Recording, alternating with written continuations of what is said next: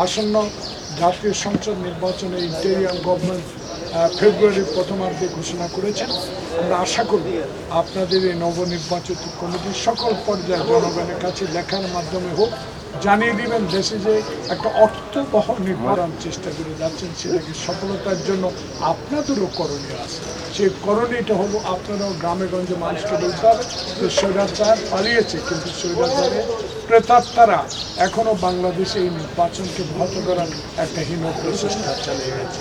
তাই আমরা মনে করি সৃজনশীল প্রকাশনা পরিচয় নবনির্বাচিত কমিটির সদস্যবৃন্দ আসুন আমরা সবাই মিলে বাংলাদেশের গণতন্ত্রকে সুসংগত করার জন্য আগামীতে ঘোষিত যে নির্বাচনটা হবে সেই নির্বাচন যেন শান্তিপূর্ণ সুষ্ঠু, আমার ভোট আমি দেবো এই পর্যায়ে পৌঁছে নিতে পারে, সেই জন্য সকল প্রকার সহযোগিতার সরকার সবাইকে ধন্যবাদ। পরিষদকে থামিয়ে রেখেছে, সামনে তা আপনাদের মধ্যেও গণতন্ত্র থাকতে হবে, আপনারাও গণতান্ত্রিক চর্চা করতে হবে, আপনারাই বাংলাদেশের সত্যিকার স্বাধীনতা আন্দোলনের কথাগুলো লিখতে হবে। তাই আমি মনে করি